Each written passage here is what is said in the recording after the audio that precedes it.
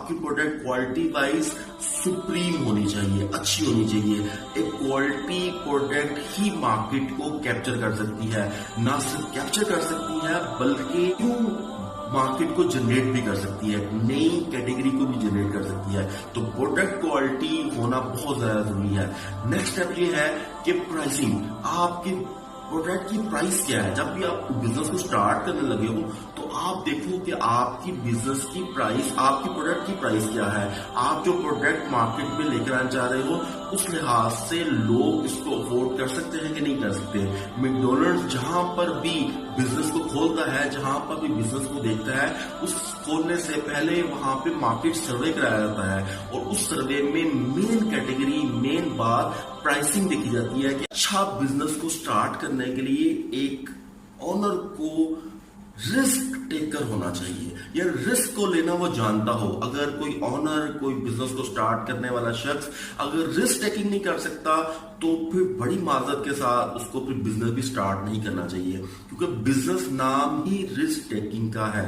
बड़े बड़े लोग जितने भी दुनिया में आप देखते हैं, अली बाबा से लेके अमेजोन के मालिक, आपने हमेशा देखा होगा कि वो बिजनेस को रिस्क लेके चलते हैं। हमेशा देखा होगा कि वो बिजनेस को रिस्क लेके चलते हैं।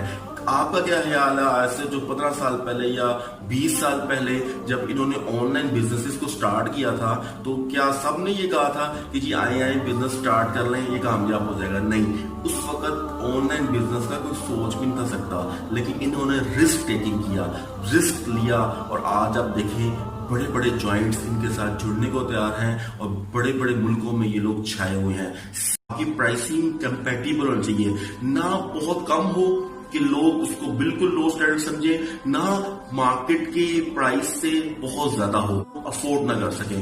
ऐसा नहीं होना चाहिए, ना बहुत ज्यादा होनी चाहिए ना बहुत कम होनी चाहिए, बल्कि जो एग्जिस्टिंग प्रोडक्ट्स मार्केट में काम कर रही हैं उसके 19-20 के फर्क से या उसके इर्द गिर्द प्राइसेस होना चाहिए, ताकि लोगों के माइंड में ये सेटअप बैठ जाए कि ये एक नई अच्छी प्रोडक्ट आ रही है और उसी प्राइस में एक अच्छी क्वालिटी दे रही है।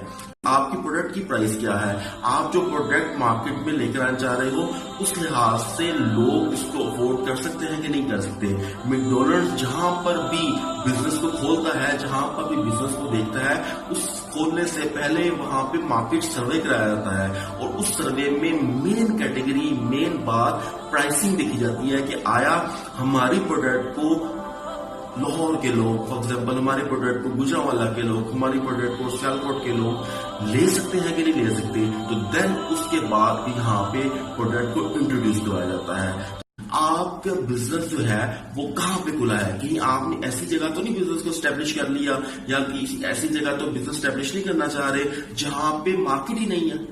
जहां पे मार्केट ना हो वहां पे आप बिजनेस खोल के बैठ जाए तो कस्टमर की वहां पे रीच नहीं होती। तो बहुत सारे लोग जो हैं वो इसलिए फेल हो जाते हैं कि वो अपनी हर चीज को पूरा कर लेते हैं लेकिन अपनी प्लेसिंग इतनी दूर कस्टमर की रीच से कर लेते हैं या शहर से बाहर खोल लेते हैं आउटलेट, तब लोग कस्टमर पहुंच ही नहीं पाता। प्रोडक्ट भी उनका अच्छा होता है, उनकी प्राइसिंग भी अच्छी होती है लेकिन प्लेसिंग नहीं अच्छी होती। किसी बहुत बड़े सीईओ से पूछा किसी ने कि अच्छे बिजनेस को स्टैब्लिश करने के लिए कितने स्टेप्स का होना चाहिए, उसने कहा सिर्फ 3 स्टेप का होना चाहिए। उसने कहा क्या?